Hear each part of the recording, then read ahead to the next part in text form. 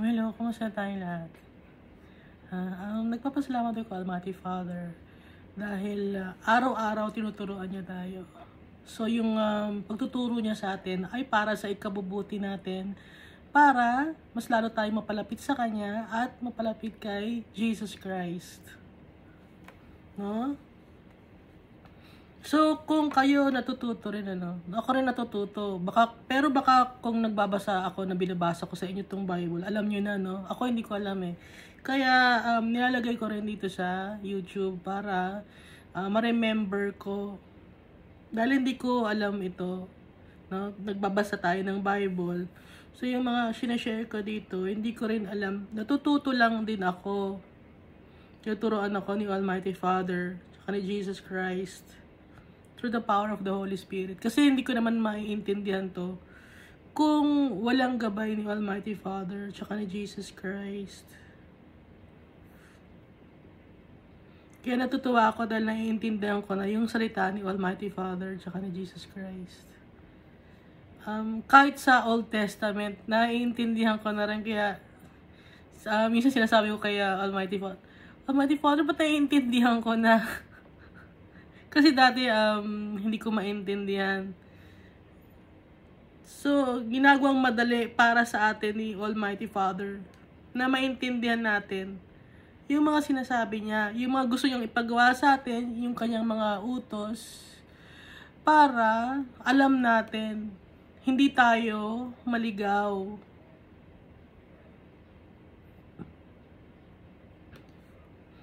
Para kung may mga taong magtatanong sa atin, alam natin kung anong isasagot natin. No? Kasi minsan sasabihin natin, Christian tayo, tapos hindi naman natin alam kung anong isasagot natin. Marami silang mga tanong, no? Para alam natin kung anong isasagot natin. Hindi mapapaya yung pangalan ni Jesus Christ. No? Kasi minsan may mga taong magtatanong ng hindi natin alam. Ngayon, akala ko ba sasabihin nila Christian ka, ba't hindi mo alam? Kaya ngayon, alam na natin. Hindi na mapapaya si Jesus Christ.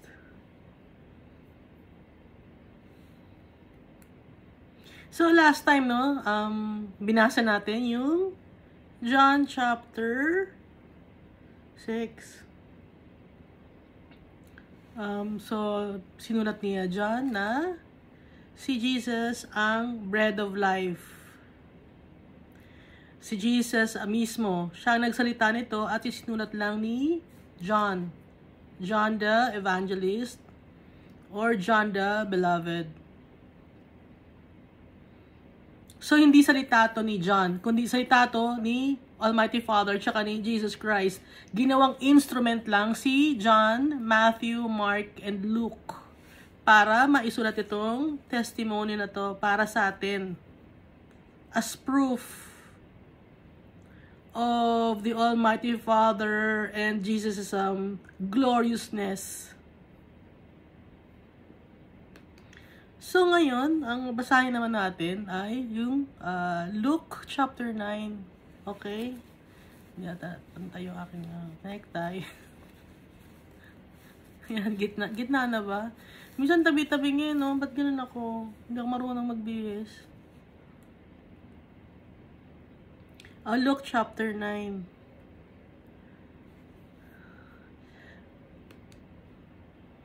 When Jesus had called the 12 together, so di ba nakapili na si Jesus Christ ng 12 apostles? So, tingnan muna natin itong Luke chapter 8. So, dito, yung binasa natin, yung parable of the sower. Yung apat na klase ng binhi. At saka, yung ilaw natin, hindi natin dapat itinatago. Yung ilaw na bigay sa atin ni Almighty Father at saka ni Jesus Christ, hindi natin dapat itago.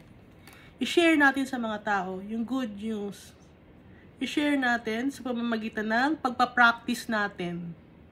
No? Hindi lang sa salita, kundi sa gawa. So, ibina-practice natin. Dapat yung mga natutunan natin. Minsan, pumapalya tayo sa pagpa-practice, no? So, kulang pa tayo sa practice. Naintindihan tayo ni Almighty Father. Kaya pa-practicein pa natin lalo. Dahil wala naman talaga sa atin na perfect na tao, kundi dapat nating i-practice para maging perfect tayo, gaya ni Jesus Christ. So, sinabi rin dito sa Luke chapter 8 na ang mother at saka ang brothers ni Jesus ay ang mga tao na nakikinig ng salita ng Diyos at pinapractice yung salita ng Diyos sa kanilang araw-araw na pamumuhay. At dito rin yung binanggit ni Jesus dito na kaya niyang patigilin ang bagyo. Hindi lang bagyo na literal na bagyo, no? Kundi bagyo ng buhay natin. So kung may mga problema tayo, si Jesus Christ ang tatawagin natin. Kung sa tingin natin nalulunod na tayo sa problema, nalulunod na tayo sa kalungkot, si Jesus Christ ang takbuhan natin. Kasi siya ang may control, siya ang nasa rudder. Ibibigay natin sa kanya ang control. Wala tayong control sa buhay natin. Hindi natin makokontrol ang buhay natin. Hindi natin alam yung future natin. Kaya si Jesus Christ, sa kanya natin ibibigay ang lahat. At saka dito rin binanggit, no, yung demon-possessed man na pinagaling ni Jesus, pinaalis niya ang demonyo sa tao. Kahit madaming tao sa katawan madaming demonyo sa katawan ng tao, kaya ni Jesus paalisin. Powerful si Jesus Christ. At saka yung bata na namatay na ay binuhay ni Jesus, yung 12 years old na batang babae. At yung babae na nagbi-bleed for 12 years, gumaling din kahit hinawakan lang niya yung cloak or damit ni Jesus Christ, gumaling siya because of her faith in Jesus.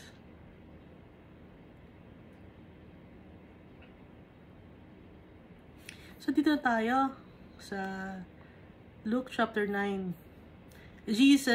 When Jesus had called the 12 together, so yun yung 12 apostles, no?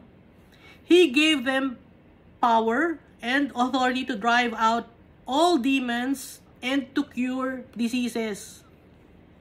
Si Jesus ang nagbigay ng power sa mga apostles niya at binigyan niya ng authority na mag-drive out ng mga demons at to cure diseases.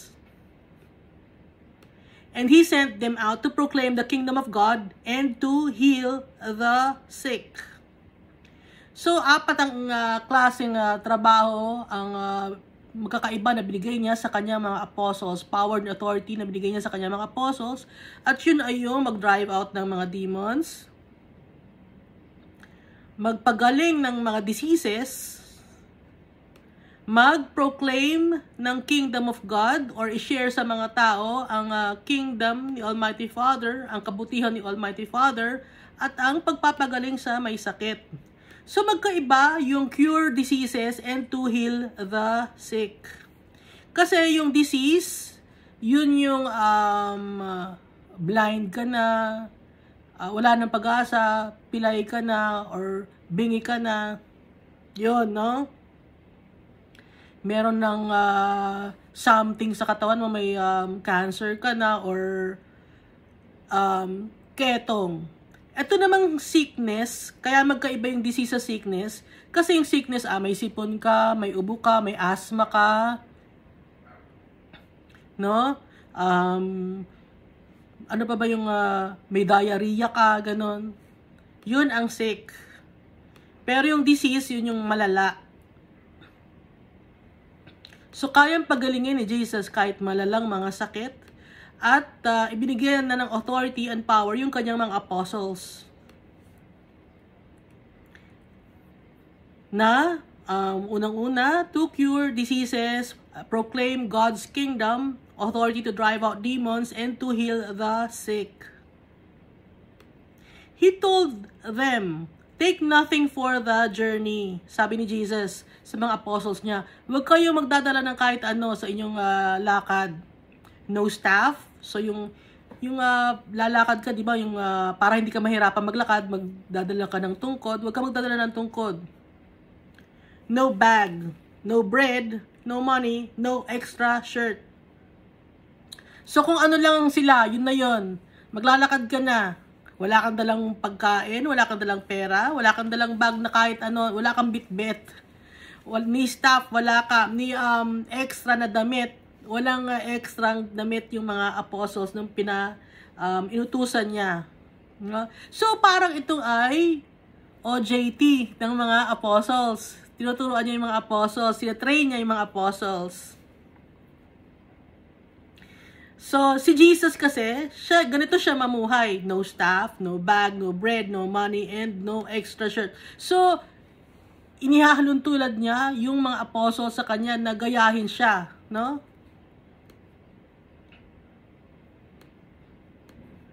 Dahil siya, ay ganito siya, si Jesus Christ. So, OJT to, or training, ng pagpapaumpisang magtrabaho ng mga apostles nang wala si Jesus. Para matuto yung mga apostles, para maging expert na rin sila, gaya ni Jesus. Dahil mga student niya yung kanyang mga apostles. Dahil si Jesus ang teacher. Whatever house you enter, stay there until you leave that town. Kung ano man ang bahay na pinuntahan ninyo, doon lang kayo manatili hanggat umalis kayo sa bayan na yon. So, pupunta sila sa isang bayan, tapos may mga bahay doon. Doon sa isang bayan na yon, mananatili sila sa isang bahay lang. Hindi sila palipat-lipat ng bahay sa isang bayan, kundi isang bahay lang sa isang bayan ang tutuluyan. Hindi natin alam no kung magkakasama sila sa isang bahay o magkakahiwalay sila ng lakad. If people do not welcome you, leave their town and shake the dust of your feet as a testimony against them. Kung ang mga tao ay hindi kayo tanggapin, hindi kayo i-welcome, umalis kayo sa bayan na yon. At i-shake nyo yung dust of your feet. Yung kahit alikabok, wala kayong dadalhin. Wala kayong kukuhanin kahit na alikabok. Na wala kayong tinanggap sa kanila kahit na alikabok sa inyong mga paa. As a testimony against them. Bilang pagpapatunay na hindi nila kayo tinanggap. Sabi ni Jesus. So, they set out and went from village to village, proclaiming the good news and healing people everywhere. So, yung mga disciples, nakapagpapagaling sila ng mga tao dahil binigyan sila ng power and authority ni Jesus Christ. Kaya na nagpunta sila sa mga village, sa kung saang-saang lugar, sa bayan ng bayan, share nila ang good news na si Jesus ay dumating na. So, kung ano yung itinuturo sa kanila ni Jesus, yun din ang itinuturo ng mga apostles sa mga tao. So, tinitrain ni Jesus. Nakarating ngayon to kay Herod the Tetrarch. Now, Herod the Tetrarch heard about all that was going on, and he was perplexed because some were saying that John had been raised from the dead. Na-bothered si Herod the Tetrarch, no? Sa verse 7. Kasi, yung mga tao, sinasabi nila na nabuhay si John the Baptist. Alam naman natin na si John the Baptist ay pinapugutan ng ulo ni Herod. Dito sa verse 8, others that Elijah had appeared. Yung iba naman, ang sinasabi, si Elijah naman na nag-appear. And still others that one of the prophets of long ago had come back to life. Yung iba naman, so maraming mga kumakalat na haka-haka, bali-balita, no? Na nagsasabi na nabuhay daw si John the Baptist, na si Elijah ay nagpakita, o kaya yung isa sa mga prophets ng nung past ang nabuhay. Dito sa verse 9, but Herod said, I beheaded John. Who then is this I hear such things about? And he tried to see him. So, nagtataka si Herod. Pinapugutan ko na ng ulo si John. Sino ngayon ito na naririnig ko? Sabi ni Herod. Kasi nung time na yun, kumakalat na yung pangalan ni Jesus. Dahil marami siyang napapagaling at may nabuhay na siya na bata or ibang mga tao nabuhay from dead. From true na totoong patay na, no? Na nabuhay ni Jesus Christ. Siya lang ang nakakagawa nun. Si Jesus Christ lang. Wala nang iba. Noon man o ngayon, si Jesus Christ lang. Kaya itong si Herod, nagtataka siya kung sino yon. Kasi nga, siya yung leader ng time na yon ng Israel. Kaya nagtataka siya kung sino yon. Verse 10, when the apostles returned, they reported to Jesus what they had done. So, nung bumalik na yung mga apostles kay Jesus, nireport nila ngayon kay Jesus kung ano ang mga ginawa nila. Then he took them with him, and they withdraw by themselves to a town to a town called Bethsaida. So, nagpunta sila sa Bethsaida. Nung bumalik na yung mga apostles, nagpunta sila sa Bethsaida kasama si Jesus. But the crowds learned about it and followed him. Narinig ng mga crowd yon, ng mga tao. Kaya sinundan nila si Jesus. Kasama yung mga apostles, sinundan nila. He welcomed them and spoke to them about the kingdom of God and healed those who needed healing. So, kasama na ni Jesus yung mga apostles niya. So, may mga crowd doon na sumunod kay Jesus Christ at pinagaling ni Jesus Christ ang mga may sakit, yung mga kailangan ng kagalingan. At syempre, nagturo siya ng tungkol sa kaharian ni Almighty Father. Late in the afternoon, the 12 came to him and said, send the crowd away so they can go to the surrounding villages and countryside and find food and lodging because we are in a remote place. So, nung nasa mountainside sila nito, no, remote area yon. Kaya, nagpunta sa kanya yung 12 apostles.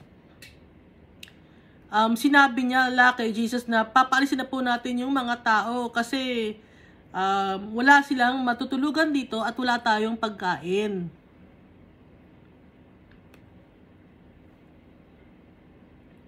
Di ba nabasa natin dito sa John na ang kinausap niya ay si Philip? Pero alam ni Jesus kung anong gagawin niya. Ito yon, yung the feeding of the 5,000. Na nandito rin na nabasa natin sa John.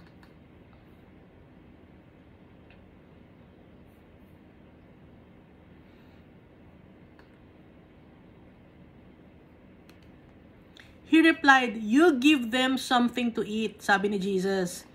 Tapos ang sagot ng mga apostles niya, they answered, we have only 5 loaves of bread and 2 fish. Unless we go and buy food for all this crowd. Meron lang tayo 5 loaves of bread, barley, at saka 2 isda. Maliban na lang kung aalis tayo at bibili tayo ng pagkain. Pero, syempre, malaking pera yung gagastusin nila. Dahil dito sa verse 14, about 5,000 men were there. 5,000. So, madami yon, no? Kalahati ng Araneta Coliseum. Kinumpute na natin, di ba, last time? Saka yung money na gagastusin nila, malaki. 200 denarii. But he said to his disciples, have them sit down in groups of about 50 each. So, 5,000 men, hindi pa kasama sa bilang yung mga babae at yung mga bata. Kasi syempre, kasama yung mga babae na gusto rin gumaling at yung mga bata na gusto rin nilang mga may sakit. Kaya sabi ni Jesus, paupuin nyo sila ng 50 bawat isang group. So 50 na lalaki, bawat isang group may 50. The disciples did so, and everyone sat down. Lahat ng tao na upo sa grass. Kasi open space yon, mountainside. Taking the 5 loaves and the 2 fish, and looking up to heaven, He gave thanks and broke them. So, nag-pray si Jesus Christ kay Almighty Father.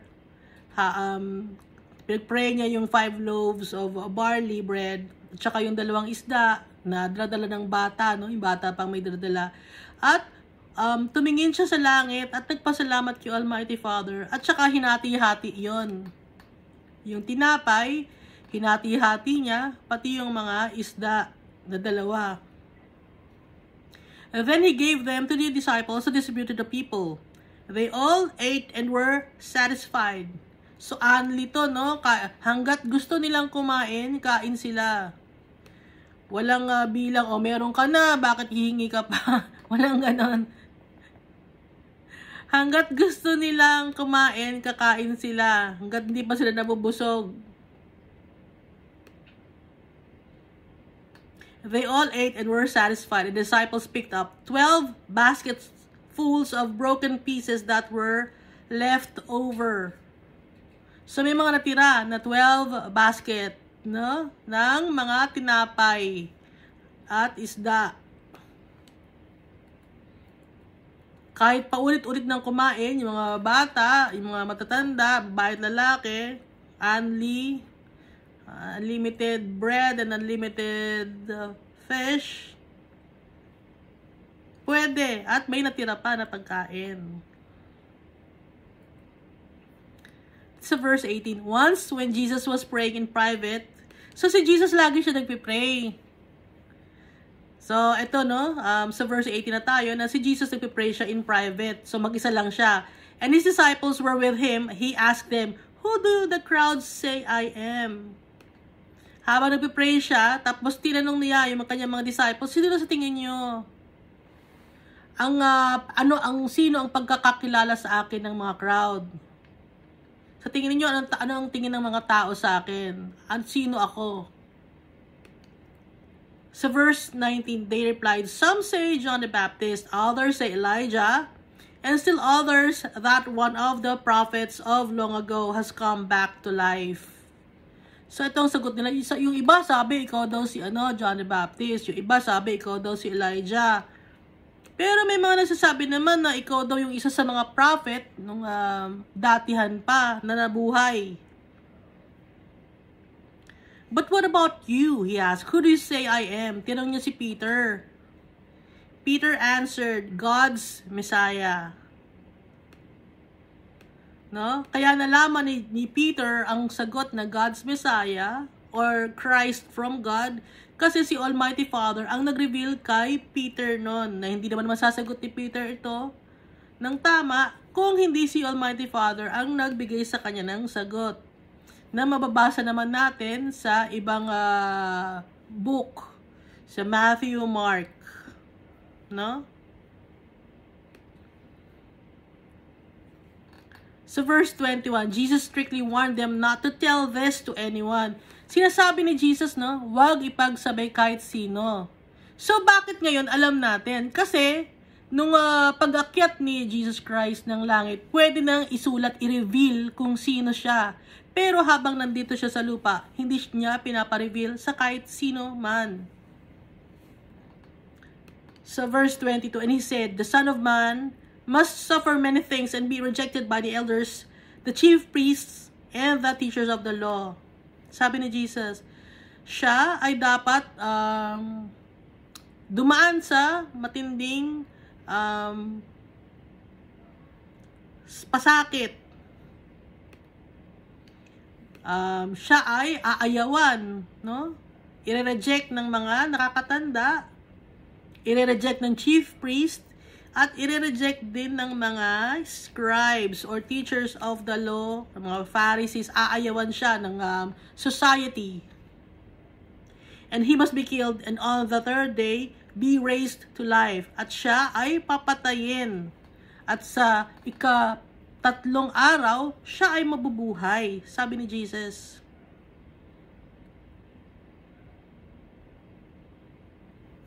Sa verse 23, and then he said to them all, whoever wants to be my disciple must deny themselves and take up their cross daily. Sabi ni Jesus, kung sino man ang gustong sumunod sa akin, maging disciple ko, dapat i-deny niya ang kanyang sarili at buhatin niya ang kanyang cross araw-araw. Nakalagay daily. Hindi once, daily. So ano ba yung sinasabing cross natin araw-araw? Araw-araw, nakaka-experience tayo ng sufferings, nakaka-experience tayo ng problems, nakaka-experience tayo ng rejection by people, persecution. Araw-araw yun. Araw-araw nakaka-experience tayo ng trials and temptations. In different forms, no? Paiba-iba. Pero araw-araw ganun ang kinakaharap natin. Kaya dapat araw-araw i-deny natin ang sarili natin. Kasi itong sabi ni Jesus, whoever wants to be my disciple must deny themselves and take up their cross daily. So araw-araw i-deny natin yung sarili natin. And follow me. Araw-araw yun. Susunod tayo kay Jesus araw-araw. At araw-araw i-deny natin yung sarili natin.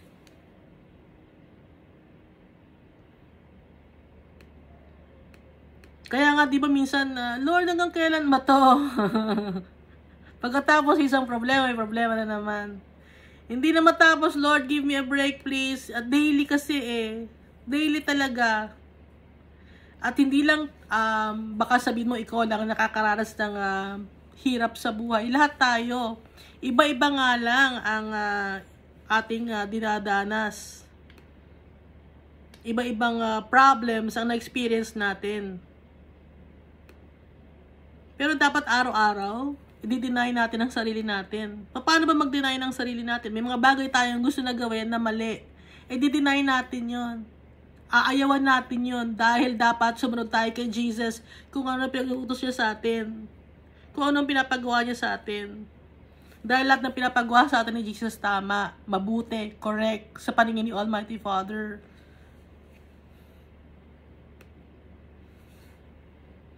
For whoever wants to save their life will lose it. Kung sino man ang gustong i-save nila ang kanilang buhay ay malulose nila ito. Mawawala nila ang kanilang sariling buhay kung gusto nilang i-save. Example, no?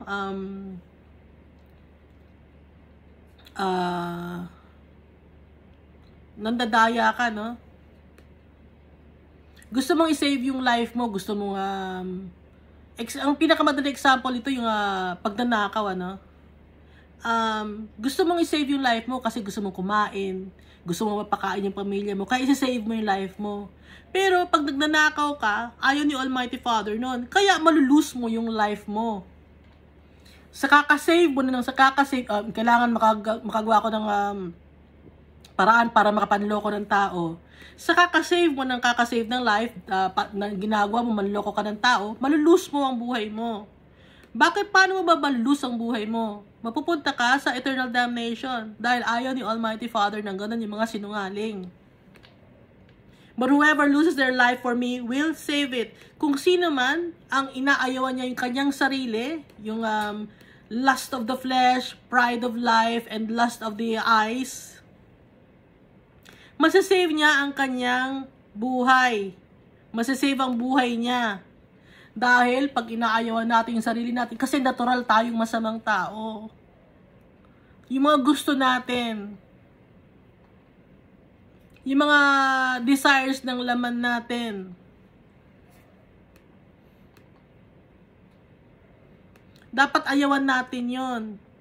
Yun ang ibig sabihin ng malulose mo yung life mo kasi inaayawan mo na yung mga bagay na makakapagpasaya sa'yo dito sa lupa. Pero, pag inayawan mo yung mga bagay na makakapagsaya sa'yo dito sa lupa, masisave yun. Yung buhay natin. Mapupunta tayo kay Almighty Father. Makakakuha tayo ng eternal life. Makukuha natin yung inheritance natin.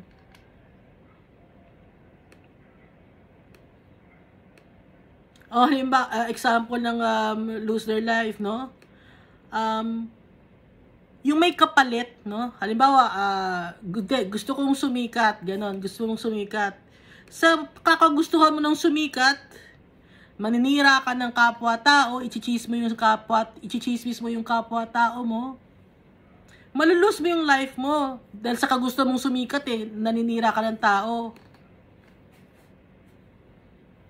Okay? So, para ma-save yung buhay natin, hindi tayo manchichismis ng tao, hindi tayo maninira ng tao.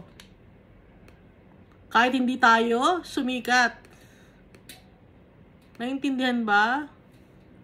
Walang sasagot. Pero naintindihan nyo naman, di ba? No? Naiintindihan nyo naman, ano?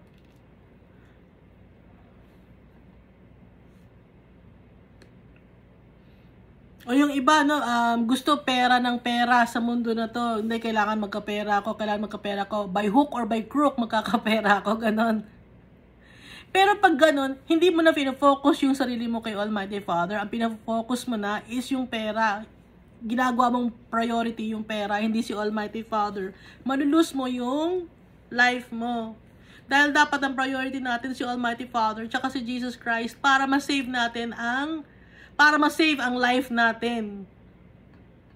Hindi natin masasave ang sarili natin life, no? Kundi si Jesus ang magsisave ng life natin. Magigain natin ang eternal salvation.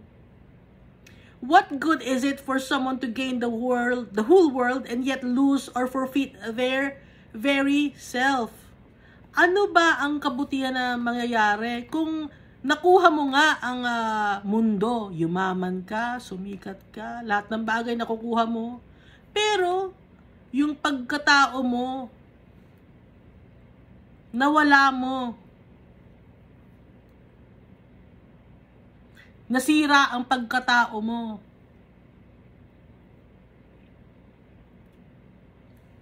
Dahil sa paghahangad mo ng karangyaan, nasisira ang pagkatao natin pag ganun. Dahil iba na yung nagiging isip natin, puro mga material possessions na lang, puro greediness and selfish natin ang naiisip natin. Hindi natin, kaya nalilimutan natin yung tama at nalilimutan natin si Almighty Father. Nasisira ngayon tayo. Yung kaluluwa natin, yung spirit natin, nasisira.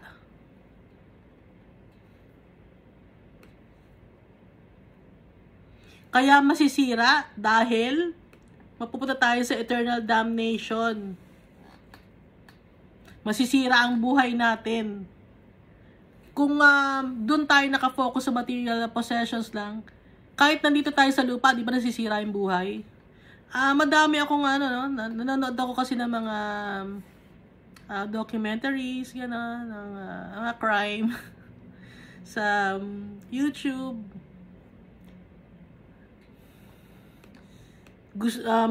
Nakikita ko doon na gumagawa sila ng crime para yumaman. Pero nasisira naman ang buhay nila. Nasisira ang buhay ng tao. Nakukulong sila. At nakakasira din sila ng buhay ng ibang tao. So, hindi lang buhay nila ang nasisira, kundi buhay din ng ibang tao. At kung hindi sila titigil, ang malulus naman nila yung kanilang soul. Kaya dapat si Almighty Father ang i-focus natin. Lagi tayong magpipray araw-araw. Lord, deliver us from evil. Almighty Father, ingatan nyo kami sa araw-araw na maging tama yung gawin naming desisyon. Sa lahat ng desisyon na gagawin natin, Lord, may pupuntahan ako. Lord, ayoko mapaaway, Lord. Gawin mo po na para na ayokong magalit, Lord. Ayokong mapaaway.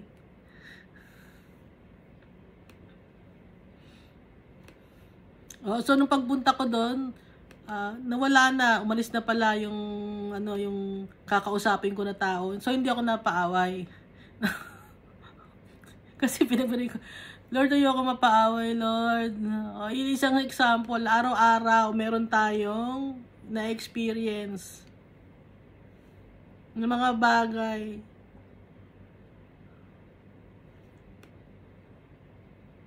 test sa atin yun. Kaya ipagpipray natin ngayon. Lord, sa pagising ko, Lord, please, Lord, magmamakaawa tayo sa tatay natin, sa kay Jesus Christ. At kung ma-experience ko man, Lord, bigyan mo ako ng kalakasan na ma-overcome ko. Ikaw ang maghari sa puso ko, ikaw maghari sa mga gagawin ko. Ikaw ang manguna sa buhay ko. So every day, no? Binanggit dito, kayong Our Father, di ba? Yung prayer na yon is, give us this day our daily bread. Araw-araw. Si Jesus kahit anong oras nagpe-pray siya. Lagi niyang kinakausap si Almighty Father, humingi siya ng kalakasan. Kasi kung tayo, sa sarili natin, hindi natin kaya. Nung nandito si Jesus Christ sa lupa, Diyos na siya, kailangan pa niya ang kalakasan from the Almighty Father. Kasi hindi madali ang mabuhay dito sa mundo.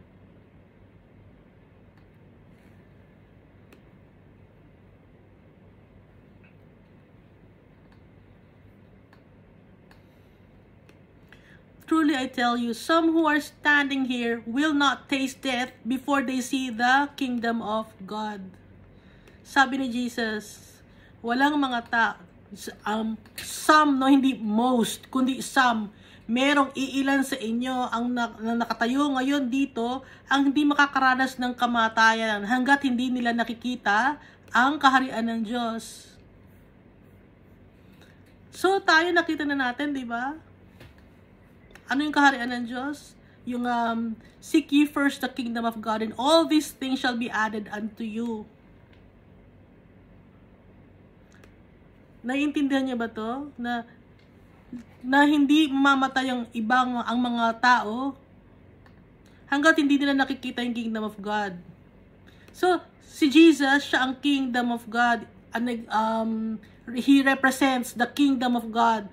At yung kabutihan ni Jesus Christ ngayon ay ang kingdom of God nire-represent ni Jesus ang kingdom of God up to now. Alam natin because we have faith in Jesus Christ and the Almighty Father. Kasi yung iba nakaranas ng kamatayan, hindi nila nakita yung kingdom of God. Hindi nabuksan ang kanilang mga mata. Hindi nila inaccept yung tama. Hindi nila inaccept yung righteousness of God. Pero tayo, inaccept natin ang kaharian ng Diyos, si Jesus Christ. Ang kabutihan ni Jesus Christ. Itong ibig sabihin nito. Tayong mga followers niya. Kaya some lang, dahil konti lang tayo, followers ni Jesus. Konti lang tayo.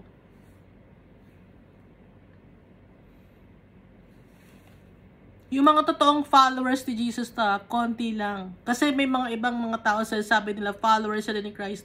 Pero hindi naman, dahil makikita mo sa mga itinuturo nila, sa kanilang mga gawa, at sa kanilang mga pananalita. So, paano natin malalaman kung ano ang tunay na galing kay Almighty Father? Na nabago tayo at naniniwala tayo kay Jesus Christ. Dapat ulitin natin na may fruits of the Holy Spirit tayo. At meron tayong gifts of the Holy Spirit.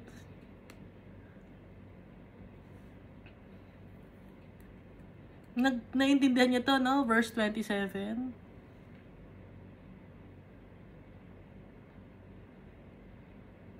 So, na-expose na tayo sa kingdom of God. Alam na natin, si Jesus Christ siya. Si Jesus Christ ang kingdom of God. He represents the kingdom of God.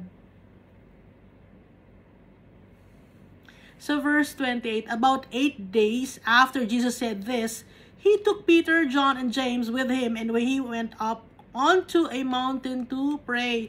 So, after 8 days, no? So, 1 week and 1 day.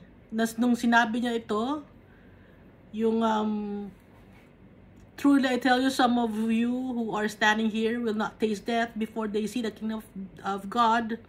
So after 1 week and a day, sinama niya si Peter, John, and James. Lagi niyang si Peter, John, and James ang sinasama niya, no? Ni Jesus. Tinatrain ni Jesus. With him and went up onto a mountain to pray. So, nagpupunta si Jesus Christ sa mountain para mag-pray. Bakit sa mountain si Jesus nagpupunta? Kasi sa mountain, mag-isa lang siya doon, tahimik doon. Ngayon, tayo, hindi na natin kailangan pa maghanap ng mountain, no? Ay, magpapagawa ako ng prayer mountain. Hindi na. Magpunta ka lang ng kwarto mo, magdasal ka. No? Hindi mo na kailangan pang gumastos. Kahit saan, kasama natin si Almighty Father tsaka si Jesus. Pwede tayong mag-pray kahit saang lugar. Kung gusto mo nang mag-isa ka lang ng tahimik, magpunta ka ng kwarto mo. Kung gusto mong tahimik, magpunta ka sa sa banyo, sa restroom, mag-isa ka lang doon. Doon ka magpe-pray. Hindi mo na kailangan pang magpunta ng prayer mountain to pray. Ha? Hindi mo na kailangan pang magpunta sa camp. Magka-camping ako para makapag-pray ako. Hindi.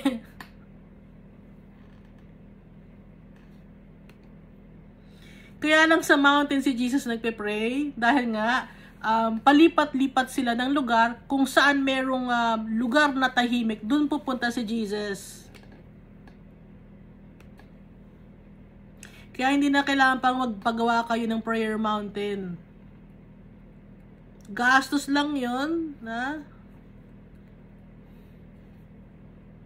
At kung gusto yung magpagawa ng prayer mountain, ang gagastos nun ay yung kung sino man ang may kaya sa member ninyo na magpagawa nun. Huwag nyong i-obliga sa mga sa congregation nyo na magbigay. O kailangan magbigay ka para sa prayer mountain, ipapagilty mo pa yung mga tao. Kahit saan pwedeng mag-pray. No? As he was praying, the appearance of his face changed and his clothes became as bright as a flash of lightning. So habang nagpe-pray si Jesus,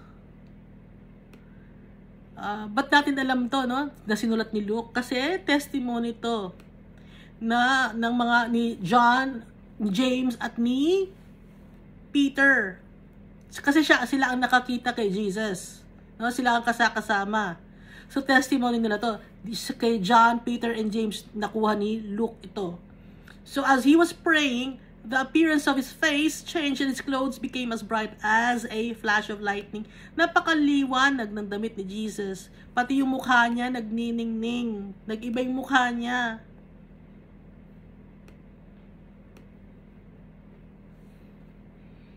Holiness of the Almighty Father and Jesus Christ habang nag-uusap sila. This is verse 30. Two men, Moses and Elijah, appeared in glorious splendor, talking with Jesus. So, may nakita na naman si Peter, John, and James na dalawang lalaki na kinakausap si Jesus.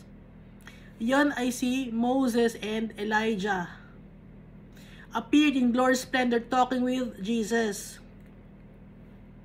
They spoke about his departure. So, ang pinag-uusapan nila, kaya nakikipag-usap si Jesus kay Moses tsaka kay Elijah, ay yung pag-alis ni Jesus dito sa mundo. Yung pagbalik niya in heaven. Yun ang pinag-uusapan nila. Which he was about to bring to fulfillment at Jerusalem. Na mangyayari sa Jerusalem.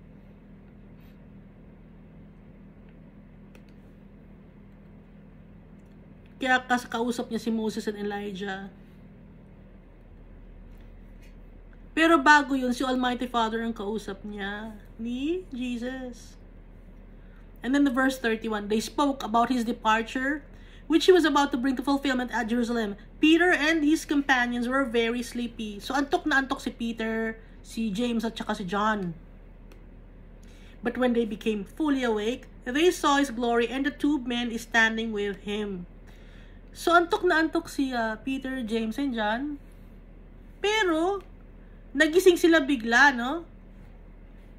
Nagulat sila kasi nakita nila si Moses tsaka si Elijah at iba ang mukha ni Jesus, nagniningning, pati yung damit niya. Nakita nila yung glory ni Jesus Christ. At nakita nila si Moses at Elijah. As the men were leaving Jesus, Peter said to him, nung paalis na yung dalawang tao na si Moses at saka si Elijah, nagsalita na si Peter. Peter said to him, Master, it is good for us to be here. Let us put up 3 shelters, one for you, one for Moses, and one for Elijah. So sabi to ni Peter, no, na mabuti nandito kami, Master Jesus, mabuti nandito kami kasi magtatayo tayo ng 3 shelter, ng 3 tulugan or tent. Isa para sa'yo, isa para kay Moses, at isa para kay Elijah. So si Peter, kung ano-ano ang sinasabi, no, hindi niya alam yung sinasabi niya. Kaya nakasulat dito, he did not know what he was saying. Hindi alam ni Peter kung ano ang kanyang sinasabi. Kasi nga, si Peter, basta na lang makasalita. May mga salita siya na hindi niya pinag-iisipan, si Peter.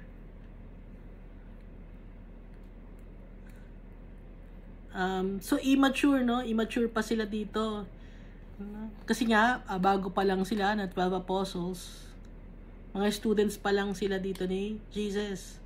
While he was speaking, a cloud appeared and covered them, and they were afraid as they entered the cloud. Habang nagsasalita si Peter, biglang may cloud na nag-sukob, nag-cover sa kanila.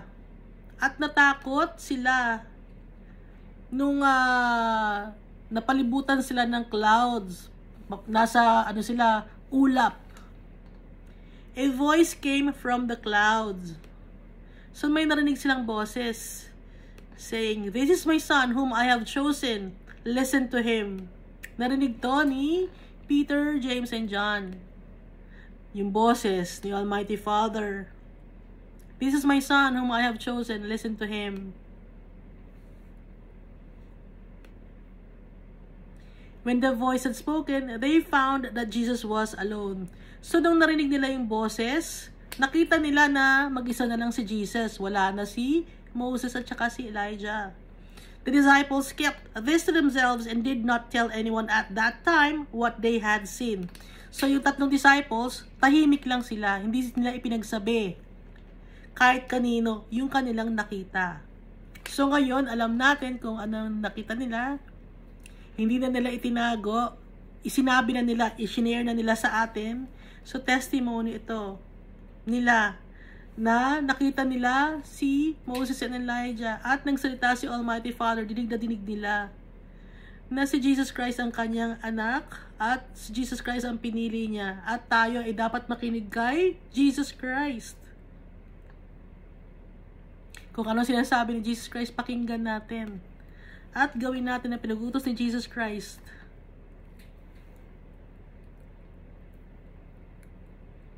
So verse 37, the next day, when they came down from the mountain, a large crowd met him. So kinabukasan, nung pababa sila ng mountain, merong malaking, madaming tao ang nakaharap nila o nakasalubong nila o sumalubong sa kanila maraming tao. A man in the crowd called out, "Teacher, I beg you to look at my son, for he is my only son." So, meron isang lalaki sa crowd, no? Sumigaw, "Teacher, nagmamakaawa ako sa iyo. Tingnan mo yung anak ko.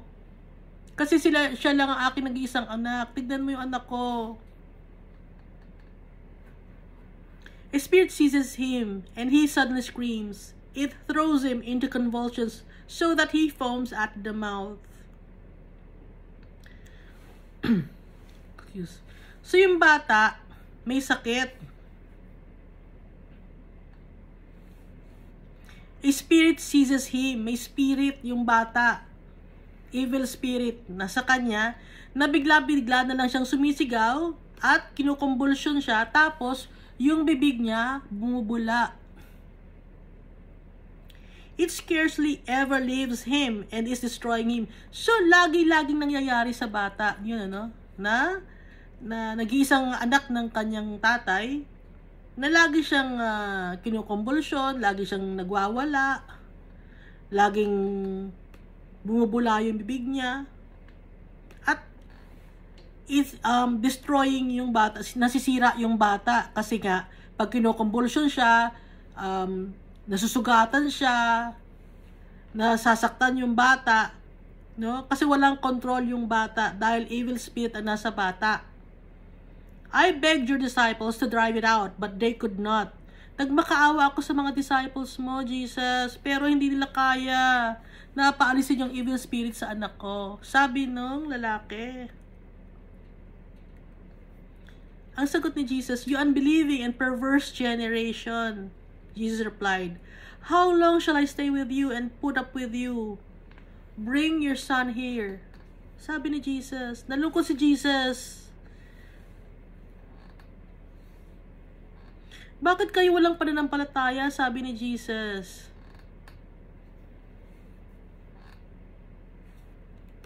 Paano nang gagawin ko ngayon sa inyo? Hanggang kailan ako sa inyo, hanggang kailan ako, no? Makakasama ba ninyo at maging pasyensyoso sa inyo? Dalhin nyo dito yung batang lalaki, yung anak mo. Dalhin mo dito.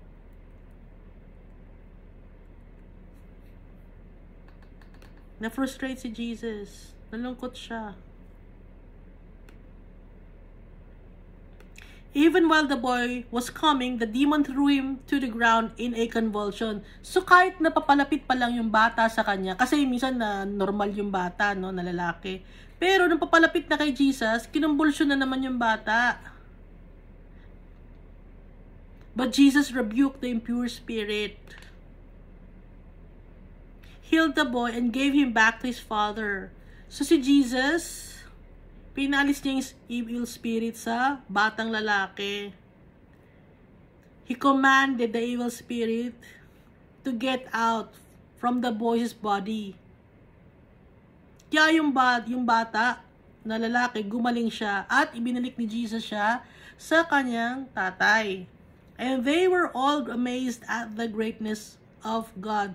At silang lahat ay amazed or gulat, no, sa power of the Almighty Father and of Jesus Christ. Tuwan-tuwa sila.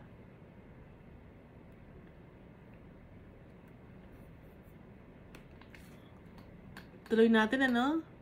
While everyone was marveling at all that Jesus did, he said to his disciples.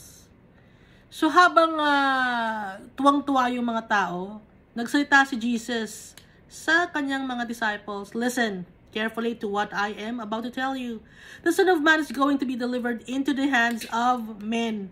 Makinig kayong mabuti sa sasabihin ko sa inyo. Sabi ni Jesus, the Son of Man is going to be delivered into the hands of men. Ibig sabihin, si Jesus Christ, siya ang Son of Man, ibibigay siya sa kamay ng mga lalaki. I-handed over siya sa mga lalaki, sa hindi nila kasama, no? Huhulihin siya. So alam na ni Jesus to. Kasi 'di ba na-meet niya nag-pray si Jesus kay Almighty Father, tapos na-meet ni Jesus si Moses tsaka si Elijah dito sa ano bang verse to? Sa verse 30. So ang pinag-isapan nila ay yung pag-alis ni Jesus at pagpunta niya ng langit. So hindi siya makakabalik ng langit si Jesus hangga't hindi siya makaka-experience ng pain and sufferings.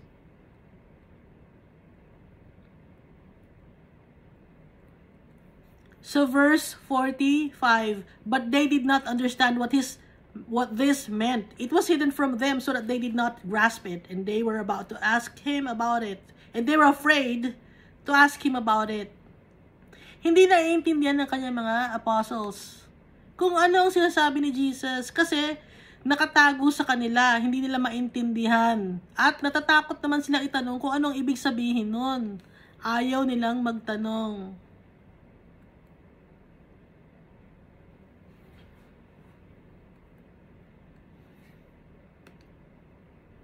So si Jesus, mabait siya. Okay? Tumutulong siya sa mga nangangailangan sa kanya, maawain siya, mapagmahal. Pero alam din niya kung paano turuan ang kanyang mga disciples.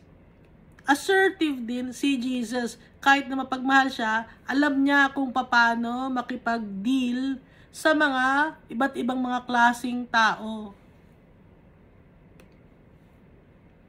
Alam niya kung ano ang kanyang gagawin. Kahit loving siya, alam niya din kung paano ang mag-decide kung ano ang dapat gawin.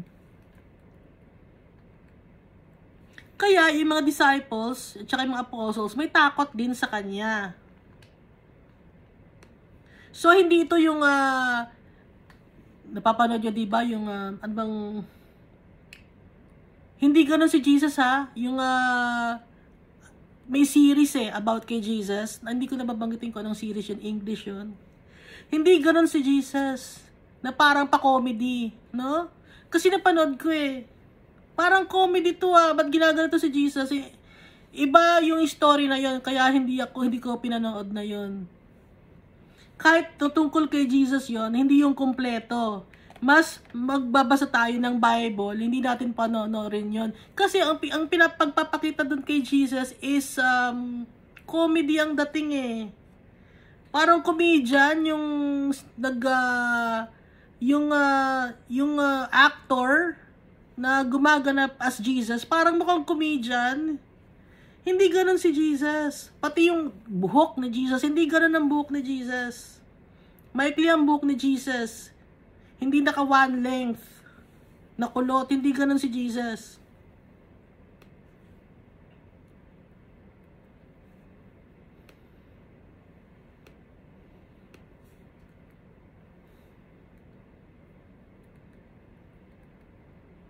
Hindi nagpapatawa si Jesus. Doon nagpapatawa pa yung comedian. Ba't ganon? Binabastos nila si Jesus. Hindi tama yung ginagawa nila. Ginagawang mukhang mahina si Jesus. Pero dito sa Bible, nakikita naman natin na si Jesus malakas siya. Okay? So, ang gagawin natin, magbabasa tayo ng Bible. Huwag tayong magpapadala sa mga nakikita natin sa TV or sa internet na pinapakita kung si Jesus. Kundi, magdedepend tayo sa Bible.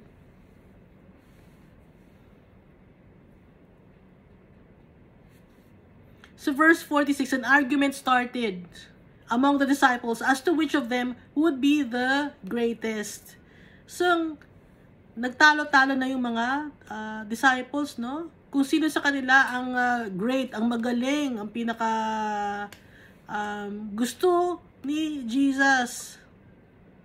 Itong nasa verse 47, Jesus, knowing their thoughts, took a little child and had him stand beside him.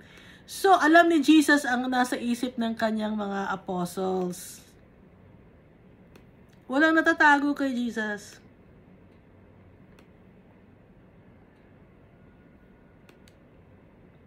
Kaya ang ginawa ni Jesus, nagtawag siya ng isang maliit na bata at pinatayo niya sa katabi niya. Pinatayo niya, no, yung bata sa tabi niya.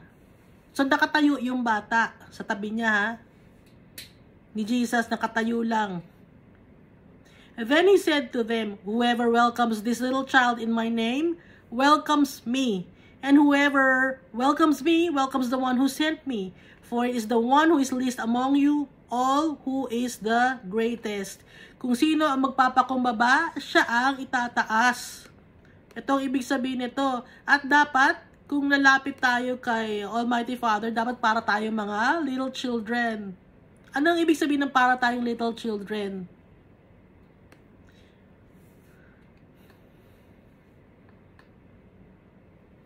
Dapat tayo ay mapagkumbaba. At ang mga little children, weak ang mga little children, At wala itong mga ipinagmamalaki. Wala silang may offer sa mundo, itong mga little children. Kaya dapat din, tatanggapin natin yung mga tao na walang maipagmamalaki, yung mga taong mahihirap, yung mga taong rejected ng lipunan, yung mga taong hindi binibigyan ng importansya ng lipunan. Tatanggapin natin yon. Dahil kung tatanggapin natin ang mga ganong klaseng tao, tatanggapin tayo para na rin natin tinatanggap si Jesus Christ. At kung tinatanggap natin si Jesus Christ, wini-welcome din natin si Almighty Father. Nagkakaintindihan tayo, na yung symbolic to, na yung little child ay mga tao na walang maipagmamalaki. Yung mga little child, wala silang kayamanan. Yung mga little child, wala silang kakayahan, Wala silang strength. Kaya, tatanggapin natin yung mga tao na mga mahihina. Yung rejected ng lipunan, yung mga tao na helpless and hopeless, na mga tao na walang may offer sa atin, tatanggapin natin yon. Kasi pag tinanggap natin yon, para na rin si Jesus na tinatanggap natin. At kung tinatanggap natin si Jesus, tinatanggap na rin natin si Almighty Father.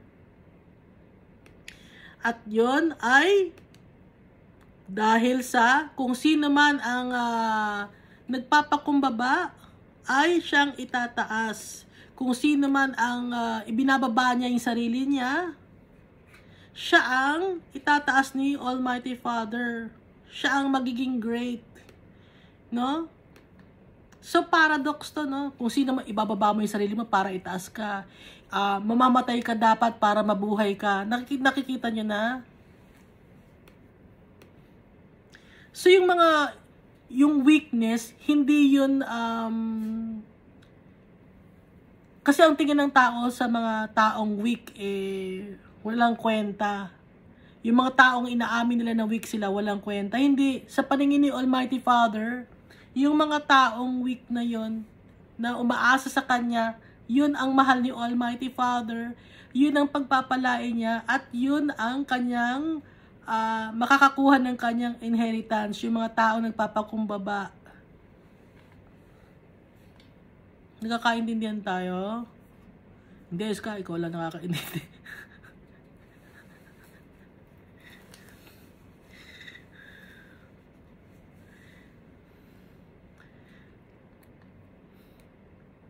Baby, pray ko na maintindihan natin lahat, Pero madali namang intindihin, di ba? Wala namang sasagot. Alam ko nagbabasa rin kayo ng Bible, so naiintindihan nyo. Pero merong mga hindi nagbabasa ng Bible, so baka hindi nyo naiintindihan. Ito yung meaning nun, Sa verse 49 na tayo. Master, said John, we saw someone driving out demons in your name, and we tried to stop him, because he's not one of us. Sabi ni John.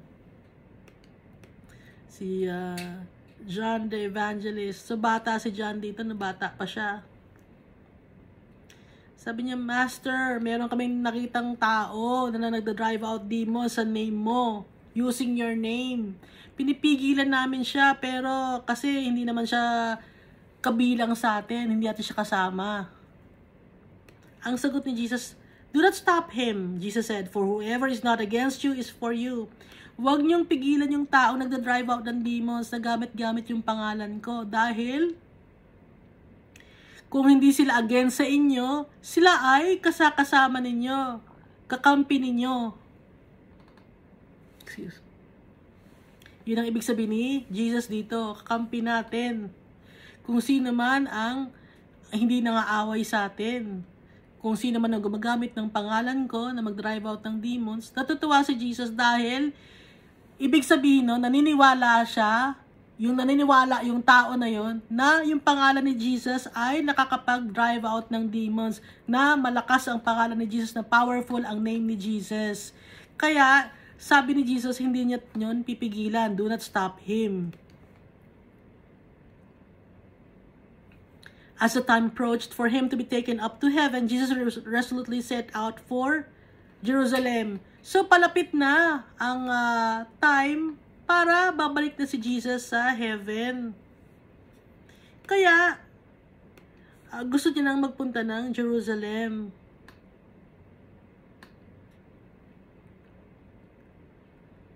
Determinado na siya magpunta ng Jerusalem, si Jesus Christ.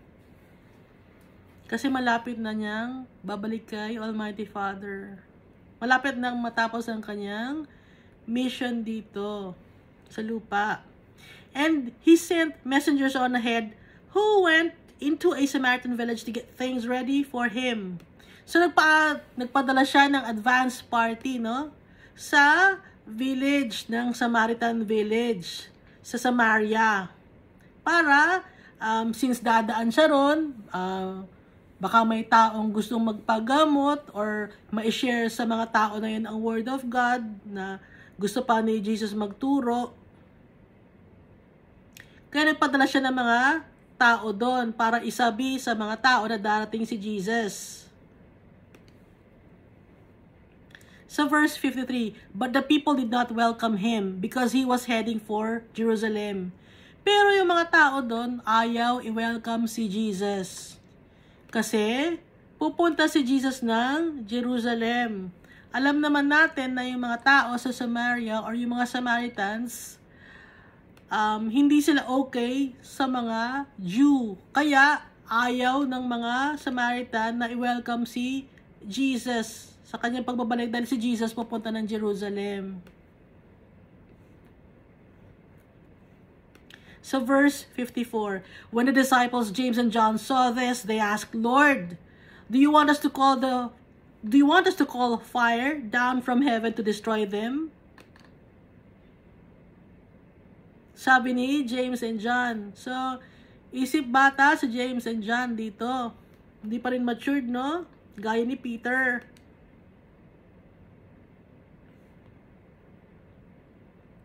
So sabi ni James and John, dahil nga parang, bakit ganun yung mga tao sa Samaria? Lord Jesus, gusto mo ba magtawag tayo ng apoy na nasisira, na galing sa heaven, nasisira sa kanila para tupukin sila, para puksain sila? Sabi ni James and John. No, makukulit na si James and John, ba't ganito, pati si Peter na rin. Magtatawag tayo ng apoy. Gusto niyo ba, Lord Jesus?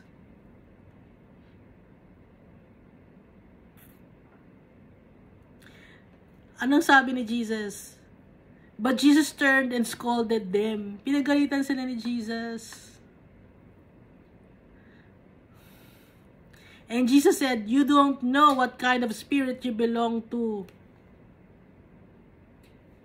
Hindi nyo alam kung anong klaseng espiritu kayo kasali or kasama. So, ibig sabihin nito, di ba may mga nakikita kasi ako, no? Na ibang mga denomination. Puksain niyo po sila, Lord! Ganon, nagdadasal. Puksain niyo po yung mga kalaban namin. Lipulin niyo po sila. Ipadala niyo ang inyong apoy na galing sa langit para puksain niyo ang mga kalaban namin. Hanggang ngayon may ganon na nagpe-pray, ha? Tinatawag nilang sarili nilang Christian. So, pag gano'n ng Christian na nagsasabing puksain nyo mga tao na nangaaway sa, ayaw ni Almighty Father ng gano'n. Ayaw ni Jesus Christ ng ganon. Hindi kayo didinggin ni Jesus Christ at ni Almighty Father pag ganon. Dahil ang gusto ni Jesus Christ ay magmahalan tayong lahat. Hindi magpuksaan at ilipulin. No? Hindi ganon. Kaya kung sa ganong congregation kayo nabibilang, at ganon ang itinuturo ng leader ninyo sa inyo, mag-isip-isip na kayo. Hindi ganon si Jesus Christ. Hindi ganon si Almighty Father. Ang tinuturo sa atin ni Jesus Christ, mahalin natin ang kapwa-tao natin kahit na sinasaktan nila tayo, tatanggapin natin sila, at patatawarin natin sila. Yun ang turo sa atin ni Jesus Christ. Hindi yung puksain niyo po sila, lipulin niyo po sila, ipadala niyo po ang apoy ninyo, buksan niyo ang lupain at lamunin sila lamunin sila ng lupa. Hindi ganoon ang turo ni Jesus.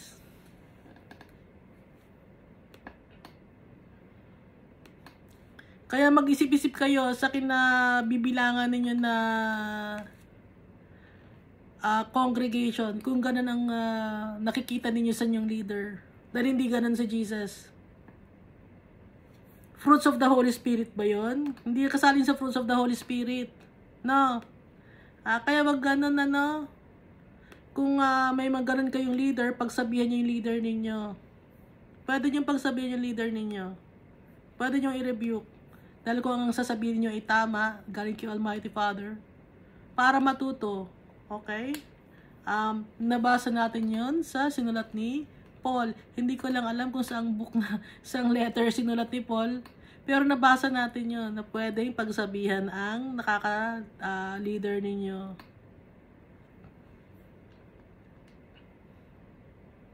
Sa verse 56, the Son of Man did not come to destroy the souls of men, but to save them.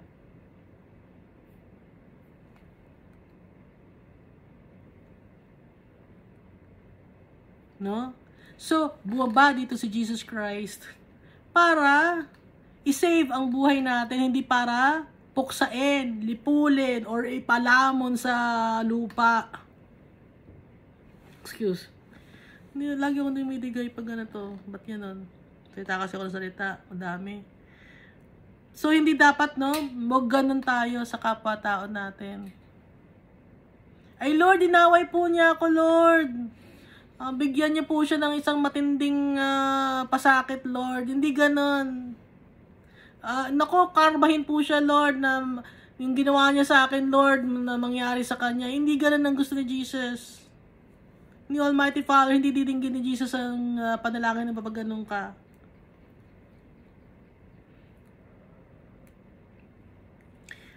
So, kaya nga di ba turo sa atin ni Jesus, kung sasampalin ka sa pisngi, ibigay niyo pa yung kabilang pisngi mo. Ganon si Jesus, yun ang turo sa atin, hindi puksain, no?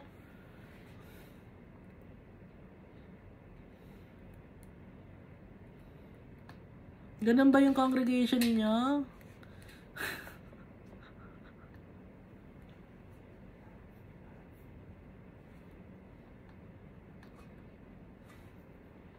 So verse 56. Then he and his disciples went to another village. So after nun, hindi na sila nagdumaan sa Samaria, sa village ng Samaria. Sa iba na silang lugar nagpunta. As they were walking along the road, a man said to him, I will follow you wherever you go. Habang naglalakad sila sa road, no? Papuntang Jerusalem, merong isang lalaki ang sumunod sa kanila at sinabi kay Jesus, susundan kita kahit saan ka man magpunta. Sabi ng lalaki. Hindi alam ng lalaki yung kanyang sinasabi, no? Yeah. Hindi nila alam na yung path na dadaanan ni Jesus ay hindi lang rough. Hindi lang crooked. Mahirap yung path na dadaanan ni Jesus. Kaya, itong lalaki na to, hindi rin niya alam yung sinasabi niya, I'll follow you wherever you go. Ang sagot ni Jesus, Jesus replied, foxes have dens and birds have nests, but the Son of Man has no place to lay his head. Yung mga foxes, meron silang mga lungga. Yung mga ibon, meron silang mga nest. na doon sila nananahan o doon sila natutulog, doon sila nagpapahinga. Pero, ang Son of Man, si Jesus, wala siyang bahay. Wala siyang lugar man lang kung saan siya pwedeng magpahinga. He said to another man, may isang lalaki na naman doon, kinausap ni Jesus, sabi ni Jesus, "Follow me, sundan mo ako." Pero ang sabi ng lalaki, but he replied, "Lord, first let me go and bury my father." Kasi namatay yung tatay ng lalaki na sinabihan ni Jesus. Alam naman ni Jesus kung ano sasabihin ng lalaki na to, no? So, tinetest lang din niya yung lalaki na to na kinausap niya. Sabi niya, "Follow me." Ang sabi ng lalaki, "Lord, first let me go and bury my father." Ililibing ko muna yung tatay ko. So, nagdadahilan, dahilan. Kung sasabihin niya, hindi, valid reason naman yun eh. Sabi niya, valid reason yan. Anong sagot ni Jesus? Jesus said to him, "Let the dead bury their own dead." Hayaan mo ang mga patay ang maglibing sa kanilang mga patay. Pero ikaw, sumama ka at sa akin at mag-share ng kingdom of God or mag-share ng word of God. Mag-share ng good news. Anong ibig sabihin ng let the dead bury their own dead? Yung mga patay sa pananampalataya, yung mga walang faith kay Jesus, hayaan mo na sila ang maglibing ng kanilang sariling mga patay. Dahil walang pananampalataya, yung mga tao na yon, sila na ang maglibing ng kanilang patay. Sa kay Jesus, pag wala kang faith sa Kanya, you are dead kasi patay sa pananampalataya. Dahil kaya lang tayo mabubuhay, dahil kay Jesus, dahil sa ating pananampalataya sa Kanya. Dahil nga, di ba, sinabi niya na siya ang bread of life, kaya mabubuhay tayo ng kasama ni Jesus. At ito, na dead, bury their own dead, ibig sabihin nito ay, hindi siya, yung mga dead, hindi siya follower ni Christ. Kaya sila na mismo ang maglibing ng kanilang mga patay. At yung mga taong patay na, hindi dahil sa hindi nire-respeto ni Jesus yung namatay na, no, na kaya yung sasabing let the dead bury their own dead. Kundi, pag ang isang tao namatay na, wala na yung kanyang soul doon. Ano na lang yun? Thing na lang yun. Body na lang yung matatawag. Hindi yung person. Okay? Kasi wala na siyang soul eh. Wala na siyang hininga. Wala na siyang spirit. So, body na lang yun. Hindi na yun person. It na yun. IT. It na yun. Hindi na siya he or she.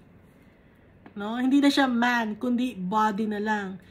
Kaya importante habang buhay pa tayo dito sa mundo, ang pagtiwalaan natin si Jesus Christ, dahil pag yung body natin ay wala na sa atin or naluma na at umalis na tayo sa lugar na to, wala nang wala nang importansya ang katawan na to. Okay? Hindi na importante yung katawan na to. At pag namatay ang mga tao, huwag niyo silang dadalanginin or papanalangin na minsan kinakausap niyo pa, di ba? Kinakausap niyo ba yung mga ninuno niyo o yung mga kung sino man ang namayapa na? Hindi na dapat kausapin kasi wala na sila. It's either nandun na sila kay Almighty Father or kung baka nasa eternal damnation, hindi na sila makakausap. Kaya hanggat kasama natin yung mga mahal natin sa buhay, kakausapin natin, sasabihin natin na mahal natin sila. Hindi yung kung kailan nawala na, sa kanyo kakausapin, saka kayo hingi ng tawad. Huwag ganon, no? Kasi wala na eh. Wala na yung spirit, wala na yung soul. Kaya kung may tao kayo na mahal sa buhay, ngayon pa lang, kausapin nyo na. Dahil pag nawala na yung soul and spirit sa tao, wala na yon, no? Hindi nyo na makakausap yon.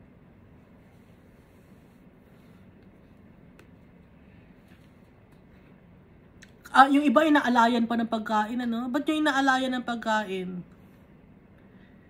Sa tingin niyo ba yung ninuno niyo ang inaalayan niyo ng pagkain? Hindi. Demon ang inaalayan niyo ng pagkain. Ang pinagtitirik niyo ng kandila ay demon. Kasi yung tao na mayapa na, hindi naman niya nakikita yung ginagawa ninyo eh. Kahit kausapin niyo hindi na yun eh. Wala na yun. Okay? Kaya nga dito, sinabi ni Jesus, let the dead bury their own dead. Dahil body na lang yun. Dito sa verse 61, still another said, I will follow you, Lord, but first let me go back and say goodbye to my family. Sabi nung lalaki, susundan kita, Lord, pero una muna, babalik muna ako sa bahay namin, magpapaalam muna ako sa pamilya ko. Anong sabi niya sa verse 62? Jesus replied, no one who puts a hand to the plow and looks back is fit for service in the kingdom of God.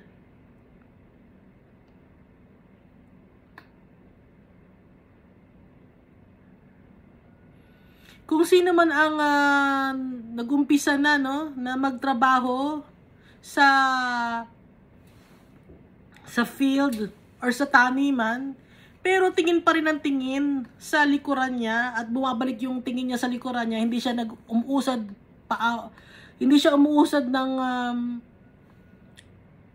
abante kundi paatras, hindi siya pwede sa kingdom of God. Kasi dapat tayong mga followers ni Christ, ang lakad natin dapat laging pa abante. Hindi tayo tumitingin sa likod. Hindi gaya ni asawa ni Lot, 'di ba? Natandaan niyo 'yon na paalis na sila sa Sodom and Gomorrah, pero lumingon pa yung asawa ni Lot. Ito yung sinasabi dito ni Jesus na huwag na tayong lilingon pa kung nagtrabaho na tayo kay Jesus Christ. Huwag na nating babalikan pa yung dating mga nakagawian natin na kasalanan.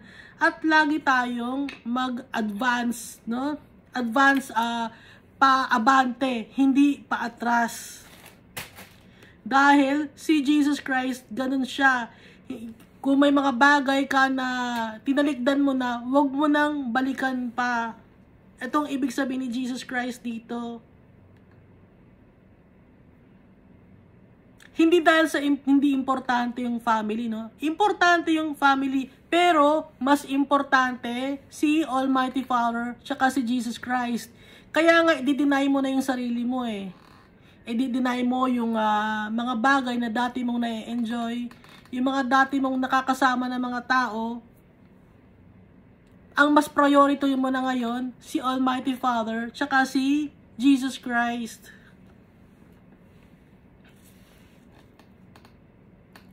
Kaya nga 'di ba yung may mga tao na hindi na nag-aasawa at naglilingkod na lang kay Almighty Father tsaka kay Jesus Christ. Pero pwedeng mag-asawa ha. Pwedeng mag-asawa. Hindi naman pinagbabawal na mag-asawa eh. Pwedeng mag-asawa. Kung magkakasala ka, di mag-asawa ka na lang. Pero kung pero kung kaya mo na hindi mag-asawa, huwag ka na mag-asawa at ituon ang